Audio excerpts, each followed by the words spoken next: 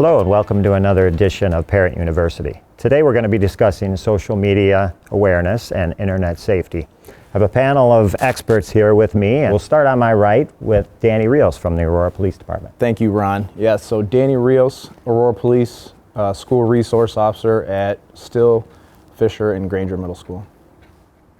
My name is Chris Vallis. I'm a detective assigned to the Naperville Police Department's Criminal Intelligence Unit. Hi, Lisa Liacci, school psychologist at Hill Middle School. And Mark Schumacher with the Naperville Police Department, SRO in Eagle Valley. Hi, I'm Al Davenport, principal at Granger Middle School here in District 204. And I'm Ron Wilkie. I'm District 204 School Safety Coordinator.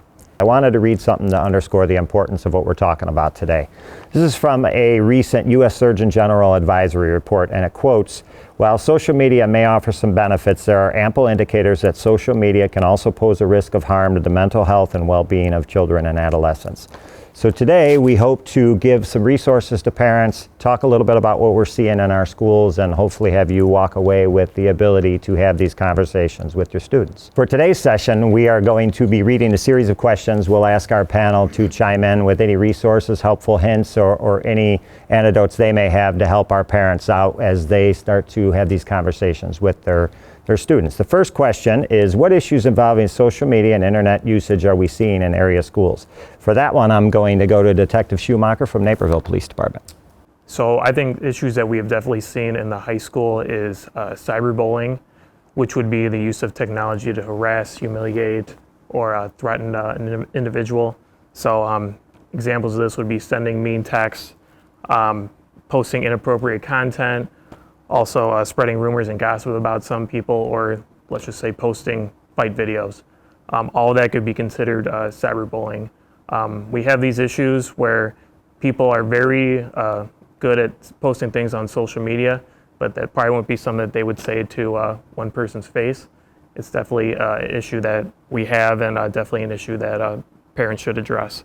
Another one that we have is sexting.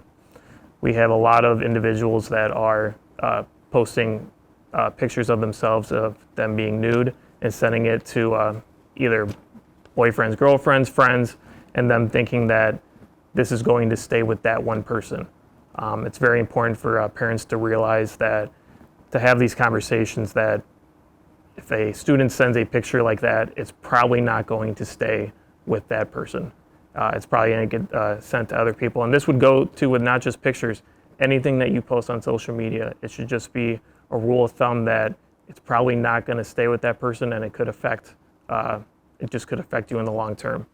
Another issue we have is online threats. I know in the schools we have deans get reported online threats all the time, whether it be through social media or also with our school district. We have a thing called Lightspeed, where there's something, whether it be a student searches on their school issued Chromebook, something about a threat to themselves or others, or they're searching weapons. This gets alerted to administration, and normally at that point they would include us.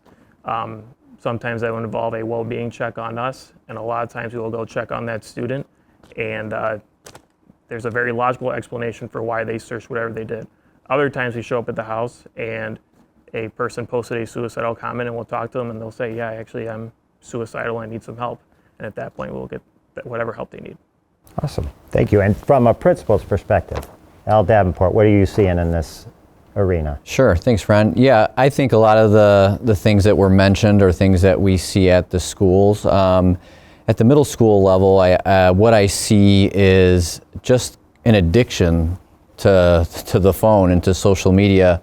In fact, we have signs in the school that say, social media can wait, your learning can't.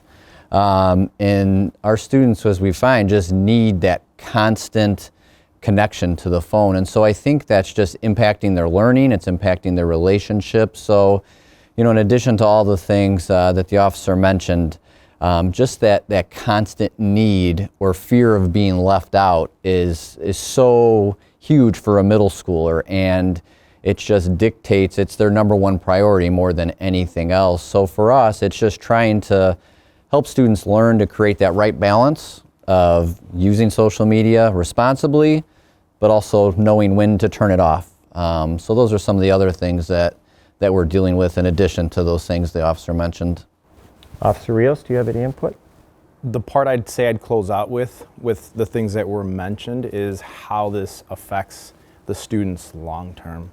And if caught up in something like this, how that could affect them criminally. There's that criminal aspect to having done said things that then affects them, not only here, at the middle school setting, which is where I'm at, high school setting, but could also affect them going forward when background checks are done for employment, colleges, etc. And it's just, I think it's a piece that students don't realize. If I get caught doing said thing, that's going to happen. So the awareness of that portion, I think, is huge. And I appreciate that, Danny. A good segue. We're going to get to that shortly, where we'll expound on that a little bit. Next, I'd like to say to Detective Vallis, what are the apps or internet sites that you're seeing being visited by students or being used? Sure. So I think when most people think of maybe what popular apps are out there, their mind automatically goes to, Facebook, TikTok, Snapchat, Instagram, those mainstream sites and apps. But when you open the App Store or you open the Play Store, there's millions of apps out there, and even more so when you open that up to the internet and websites.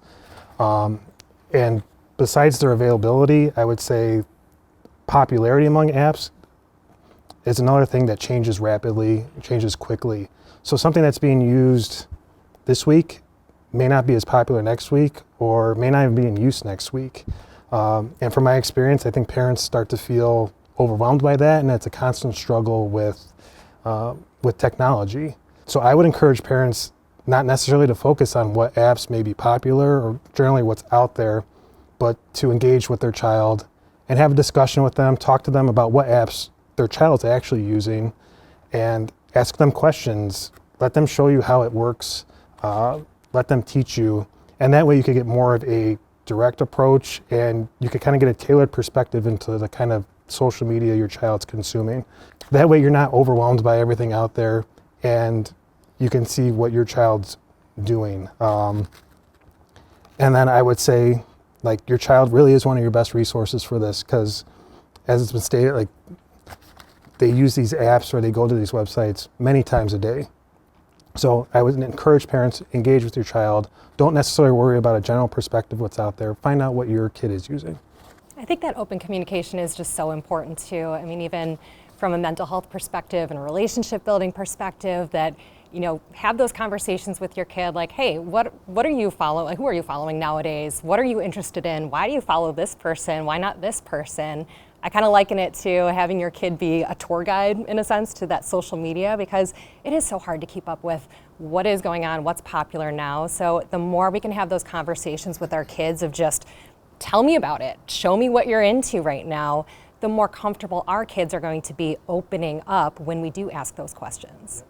Once you have that discussion, there's a ton of online resources available to parents out there.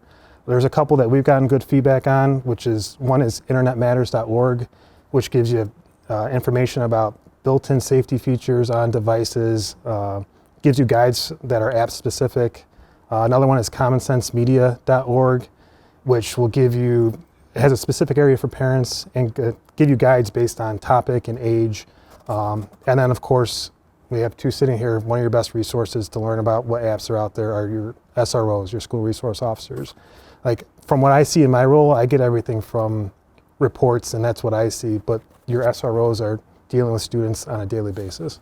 Just to add to, with internetmatters.org, it's a phenomenal resource. It has guides for parents depending on what age your kid is. There's a whole guide for people from 6 to 10, to teenagers to whatever, complete guide for what's appropriate for your kid at this time. And then with the apps too, if you're going on your kid's phone and you're like, what the heck is this app?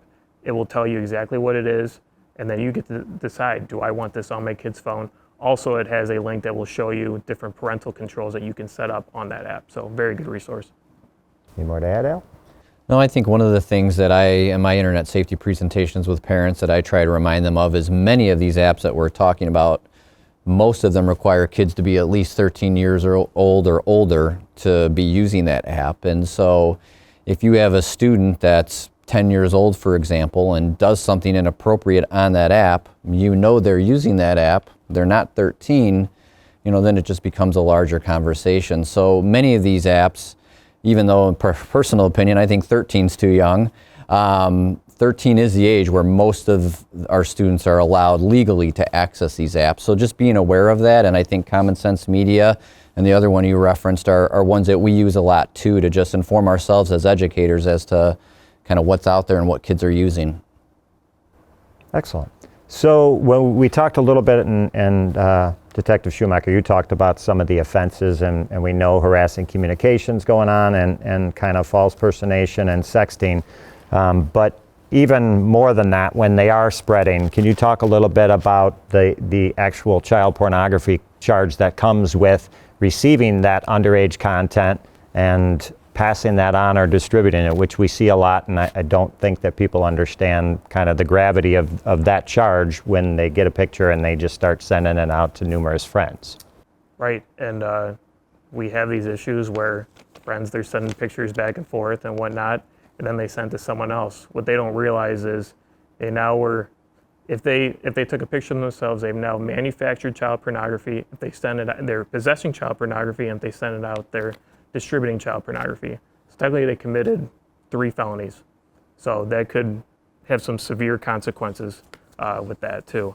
Another thing that I want to bring up too with our Naperville PD mid-year crime data, we had 14 incidents of extortion and blackmail were reported, which is a significant increase from where we had 2 last year. Of these 14 incidents, 11 are sextortion cases involving teenage boys sending inappropriate pictures of themselves to an unknown person who then threatens to release the photo to the public. A lot of these kids, they think they're talking to their friends. They may not be. That goes back to the false impersonation. Someone can create a fake profile. You think you're sending to a friend who likes you or whatnot. Could be someone, a complete stranger. Or it could be someone who's going to use it and send it out and humiliate you. So just one of those things to think about for sure. Thank you. And when we talk about this as a resource for our parents, and we know it's a little overwhelming, Chris, you mentioned that as well. Danny, I wanted to ask you, what are we seeing some of these simple things like students having their cell phones at all hours and having conversations with other kids at 2 or 3 in the morning on a school night, and like how do we combat that, or how can parents help to minimize this as much as possible? Yeah, so it's funny you bring that up, because it's something that obviously in passing your conversation with our students in the hallways, it's definitely been mentioned to me time and time again that, hey, Officer Reels, guess who I was up talking to until 2 a.m. on FaceTime or, Snapchat or whatever it is. So, I think it's really important as a parent to obviously put those restrictions in place for your child and say, hey, 9 o'clock shut off time, 8 o'clock, whatever it might be for that specific parent, right? Whatever works in your household, but establishing something that'll obviously create that boundary of this is shut off time, right? No matter what, 9 o'clock, 10 o'clock, whatever it is, shut it off, right? We're not gonna sit here and have conversations till 2 a.m., 3 a.m., because then you also see the effects of now they're tired in school, right? Because they were up till 2, 3 a.m. having conversations with their friends, right? Instead of focusing on getting proper sleep to come in here and then obviously focus on their education. Lisa, do you have anything to add for that? Yeah, I would agree. I think having that conversation, having that plan in place is really important. I mean, as parents, we set limits for a lot of things in our kids' lives, going out with friends, what kind of media they're exposed to on TV. It's the same with social media. I think we have to have those conversations and say, hey, as a family, these are the limits we're putting in place. These are the things that I'm comfortable with you consuming and viewing, and these are the pieces that are off limits, and looking at that time. We do have to be conscious of how much time kids are engaging in social media. Again, even from a mental health perspective, current studies are showing that kids who are engaging in social media for 3 hours or more are at risk of substantially increased rates of depression, anxiety, and other mental illness conditions. So we have to be aware of what our kids are doing. We have to be comfortable setting those limits and being that kind of boundary piece for them. One more thing too, if I can add, Ron. Another thing too that I would say, especially given the day and age that we're in now with technology, these kids know how to access, social media. If it isn't on their phones, it's a tablet, it's a game console, it's all kinds of other ways. So as a parent, if you think your child doesn't know how to access it just because you took a phone away, that might be something you look into, because I promise you, they know how to communicate with others if they have, a means to do so. So if there's other devices at home, I would obviously say also limiting those, right? Tablets, Chromebooks, whatever it is that you have in your home, because they'll find a way. Yeah, I think one of the best rules to have is technology or devices do not sleep in the bedroom. If they do sleep in the bedroom, your kid's probably on it. And I know that because I've received emails from students at 2, 3 in the morning. And when I ask them, what are you doing? They're like, well, I was on my Chromebook. I'm like, at 3 in the morning? And again, it's that constant fear of missing out. So, I've got an 8th grader at home myself, and we have the same conversation. Well, why do I have to put my phone up? Because that's the rule. And it's hard, and students are going to fight you on it, but again, it prepares them better for school because they're not as tired. And again, if any of those devices are in their rooms, they're gonna be on them. And it's just not healthy, because again, we're not monitoring all the time, all night long, what they're accessing. And that's one of the best, as a principal, the best pieces of advice I could give is technology does not sleep in the bedroom. And I think as a part of that conversation, we do have to factor in just brain development with kids this age. They are mentally set up to engage in more risk-taking behavior, to not know those limits for themselves. When I work with parents on executive functioning, I say, we have to be the executive functioning part of the brain for our kids because it's just not developed yet. That doesn't really develop until 19, 20, 21 years old. So we can't expect kids this age to know those limits or to really set them for themselves. We have to step in and be that piece for them. Very helpful information for our parents, and kind of going to the next level for that. So let's say, Mark, you brought up about kind of the sextortion, and we're seeing more of that. If a student goes to their parent, like, what's the next steps in that? How do they report that cybercrime? There's embarrassment with it. They might be out money. They might have provided money. Like, what would be the next steps for a parent and a student to take? So there's nothing stopping them from going to the police department and reporting it. Another thing, use us. That's why we're in the schools, and we have a very good knowledge on juvenile law and what, the expectations are, what's going to happen next. So use us. That's why we're there. Definitely use us. Any input from you guys on that, or you see it anything different? No, yeah, just what he said. And obviously, I think for any student, obviously report it to whoever they feel most comfortable doing so, right? And then obviously if it's to any staff member and administrator, obviously they're going to take their proper steps in notifying parents, and then ultimately they'll make that call and that decision. But absolutely use us. That's what we're there for. Excellent. All right.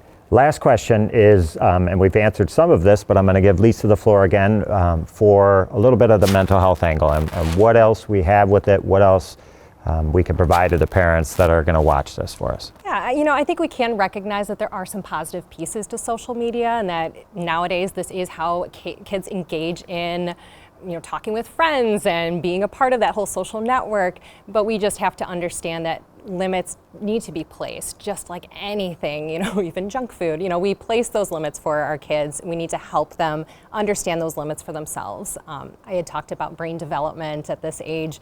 Kids are really undergoing a critical time in their brain development from about ages 10 to 19. So we do see that kids are more susceptible to what they are engaging in. So their self-esteem can take a hit if they are constantly engaging in media that, forces them to look at themselves in a negative light, or if they're having conversations with their peers that, look at more of a bullying type angle. So we have to be aware of those pieces and just the impact that it's going to have on developing minds. Excellent.